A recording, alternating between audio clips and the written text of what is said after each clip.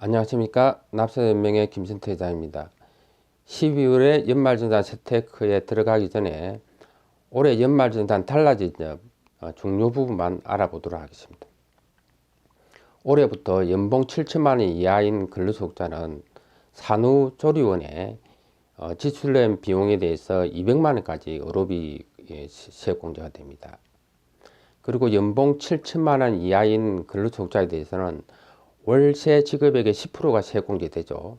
작년까지는 국민주택 이하인 주택만 해당이 됐습니다. 올해부터는 국민주택을 초과하더라도 기준시가 3억 원 이하는 해당이 됩니다. 그리고 고액 기부금 우리가에 대해서는 세액공제가 30% 세액공제됩니다. 그 고액 기준이 작년까지는 3천만 원 이상이었는데 올해부터는 1,000만 원 이상 고액 기부금에 대해서는 30% 세액공제가 적용됩니다. 그리고 장기주택 저당 차입금 소득공제와 관련해서 작년까지는 기준시가 4억 원 이하인 경우만 해당되는데 올해부터는 5억 원 이하로 기준이 인상되었습니다. 그리고 실손보험금에 의해서 받은 의료비 우리 세액공제와 관련해서 작년까지 예규에 있던 내용을 올해는 법으로 아예 개정을 했습니다. 그래서 실손 의료보험금을 받아서 의료비에 충당한 경우에는 아예 세액공제를 올해부터는 받을 수 없습니다. 저희 납세연맹에서 그것이 부당하다 해서 지금 대부분의 소송 중인데 아직 판결이 나지 않았습니다. 그래서 기획재정부에서는 그 논란을 아예 없애기 위해서 세법에 실손보험금에 의해서 받은 의료비는 세공제가 안 되도록 올해부터는 법을 개정했기 때문에 공제를 받으면 안 됩니다. 지금부터 보실 12월의 연말정산 세테크는 작년에 촬영한 겁니다. 크게 변동된 게 없기 때문에 자막만 수정해서 제공하도록 하겠습니다. 지금 경기가 어려운데 올해 연말정산에서는 이 영상을 보시고 조금이라도 한금 많이 받으시기 바랍니다. 12월에 꼭 알아야 하는 연말정산 세테크 10가지는 첫째, 혼인신고를 12월 말까지 해야 공제된다. 월세 공제를 받기 위해서는 주민등록을 옮겨야 한다. 형제자매의 공제를 받기 위해서는 주민등록을 옮겨야 한다. 연금저축 상품 가입 가장 공고를 조심해야 한다. 암 환자 장애인 증명서는 미리 병원에서 발급받으면 좋다.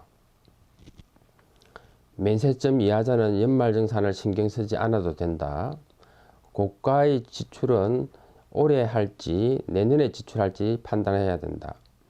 연말정산 간소화 시스템에서 나오지 않는 자료는 미리 챙겨라. 군입대하는 아들이나 부모님의 정보 제공, 활용 동의는 미리 받으면 좋다. 핸드폰 번호가 변경된 경우에는 홈택스 현금영수증 코너에서 등록해야 한다. 혼인신고를 12월 말까지 해야만이 배우자 공제가 가능합니다. 세법상은 사실혼은 인정이 되지 않습니다. 즉 법률적으로 혼인신고를 해야 배우자 공제가 가능하고 그리고 연봉이 4,147만 원 이하의 여성 근로자는 분호자 공제 50만 원이 가능합니다. 처부모님, 시부모님이 만 60세 이상이고 소득금액이 100만 원 이하인 경우에는 부양가족 공제가 가능합니다. 이 경우에 근로소득만 있는 경우에는 총 급여가 5천만 원 이하인 경우에는 부모님 기본공제가 가능합니다. 월세 공제를 받기 위해서는 주민등록을 12월 말일까지 옮겨야 하는데 월세 공제는 연봉 7천만 원 이하인 무주택 근로자가 월세 지급액의 10%를 세공제하는 겁니다. 최고 월세 한도는 750만 원까지 공제가 되는데 올해부터는 연봉 5,500만 원 이하자는 10%에서 12%로 세공제가 인상이 되었습니다. 형제자매 공제를 받기 위해서는 주민등록을 12월 말까지 옮겨야 됩니다. 소득금액이 100만 원 이하이고 나이가 20세 이하, 60세 이상인 형제자매가 있다면은 그리고 주민등록에서 같이 등재되어 있다면은 형제자매 공제가 가능합니다. 여기서 형제자매가 장애인 경우에는 20세나 60세 이상의 나이 제한을 받지 않습니다. 뭐 부모님이라든지 자녀라든지 배우자 공제 같은 경우에는 따로 살아도 공제가 가능하지만은 형제자매 공제는 주민등록에 같이 올라 있어야 공제가 가능합니다. 연금저축 상품 과정 광고를 조심해야 됩니다. 12월 달에는 금융기관에서 연금저축 상품 광고들을 굉장히 많이 하고 있습니다. 연금저축 가입 때 가입 금액의 16.5%를 세공제되고 그리고 연봉 5,500만 원 초과액 같은 경우에는 지방소득세 포함해서 13.2%가 세공제됩니다. 문제는 모든 근로자가 다 세공제 받는 것이 아닙니다. 세공제라는 것은 산출세액에서 세공제를 뺀 결정세액이 있어야만이 공제가 됩니다. 그래서 만일 400만 원을 연금저축을 가입했는데 실제적으로는 66만 원을 세법상 공제받아야 됩니다. 그렇지만은 만일에 사례 2처럼 결정세액이 한 푼도 없다 그러면은 세공제를 전혀 받을 수 없습니다. 그리고 사례 1처럼 결정세액이 31만 원 밖에 없다 그러면은 66만 원을 공제받는 게 아니고 31만 원만 공제받게 됩니다. 이 점을 조심해야 됩니다.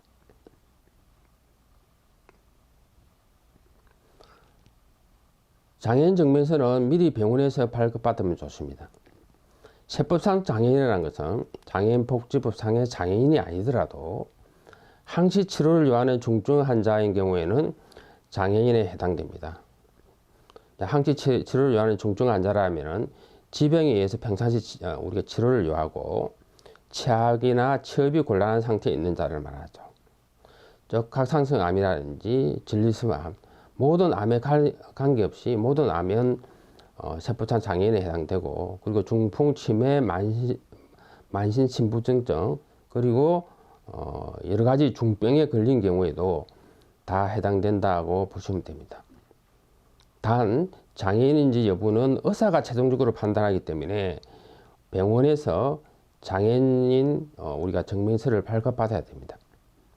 이럴 때는 바쁜 시기에 우리가 지방이나 이런 병원에서는 떼기 힘들기 때문에 12월 달에 미리 발급받아 두면 도움이 됩니다. 올해 입사를 해서 연봉이 얼마 되지 않으면 연말정산에 신경 쓰지 않아도 됩니다.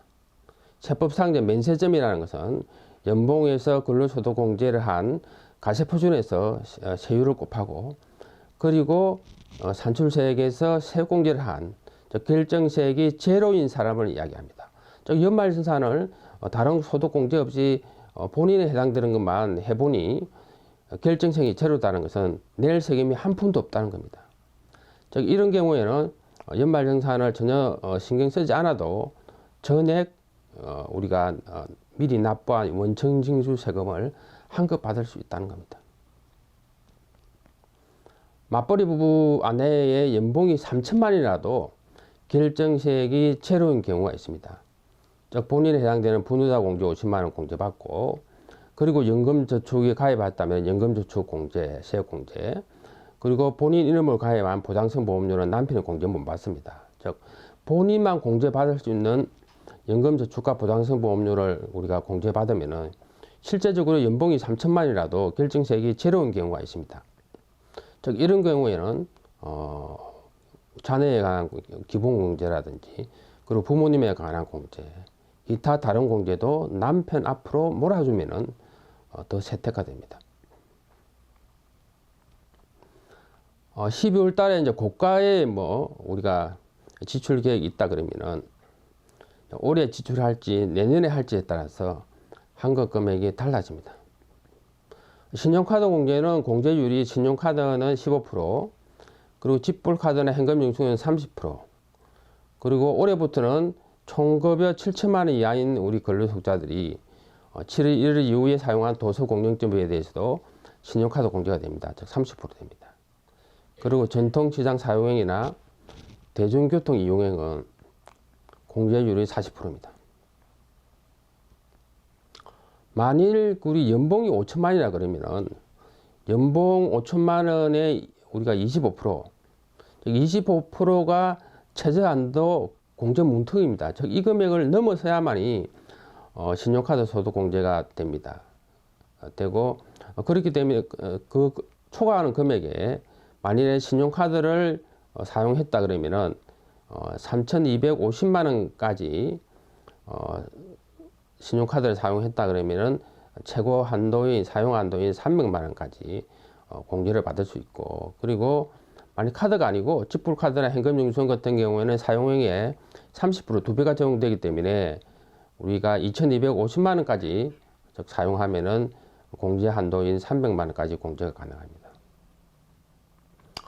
그 신용카드 세택에서 중요한 거는 공제 문턱까지는 우리가 신용카드를 쓰고, 공제 문턱을 초과하는 금액에서는 가능하면은 현금 영수증이나 지불카드를 사용하는 것이 유리하게 됩니다. 그래서 만일 올해 현재 시점에서 우리가 신용카드 소득공제 한도가 초과하였다면은 내년으로 2월에서 카드로 지출하게 되면은 내년 연말정산 때 공제를 받을 수 있습니다. 올해는 한도 초과이기 때문에 공제를 더 못 받습니다. 그래서 현재 국세청 연말정산 우리가 홈택스에 들어가시면은 연말정산 미리 보기 시스템에서 현재 시점에서 신용카드를 얼마 사용했는지, 그리고 소득공제가 한도를 초과했는지 미달됐는지를 확인할 수 있습니다. 연말정산 간소화 시스템에서 어떤 우리가 나오지 않는 서류는 미리 챙겨야 됩니다. 특히 뭐 장애인 증명서라든지 보청기 휠체어 장애인 보장구 구입 인차 비용도 어록이 공제가 됩니다. 안경 콘텐츠 렌즈 구입 비용, 중고생 교복 구입 비용, 취학 전 아동 학원비 같은 경우에는 교육비 공제가 됩니다. 그리고 해외에 자녀가 학교를 다닌다 그러면은 그거 영수증도 챙겨야 됩니다. 그리고 기부금 영수증 같은 경우에는 연말정산 간소화 시스템에서 나오는 경우도 있고 안 나오는 경우도 있습니다. 즉 종교단체 기부금이 나오지 않다 그러면은 영수증을 챙겨야 됩니다. 월세 공제도 우리가 계약서라든지 우리가 계좌로 위치한 내용을 챙겨서 회사에 제출해야 됩니다. 배우자나 부모님, 형제, 자매, 성년인 자녀는 연말정산 간소화 시스템에서 미리 자료 제공 활용 동의를 신청해 둬야 됩니다. 만일에 거기서 신청하지 않으면은 영수증을 이제 발품 받아 가지고 회사에 제출해야 되는데 놓치는 경우가 많습니다. 특히 이제 군입대 예정이라든지 그리고 시골에 계신 부모님 같은 경우는 미리미리 정보 제공 활용 동의를 받아주시면 좋습니다. 그리고 한 가지 팁은 연말정산 간소화 시스템에서 이걸 신청할 때 과거 5년간을 소급해서 우리가 정보 활용 동의를 하게 되면 과거에 놓치신 부모님에 관한 어록이라든지 신용카드라든지 기부금 공제에 대해서 지금 소급해서 환급을 받으실 수 있습니다.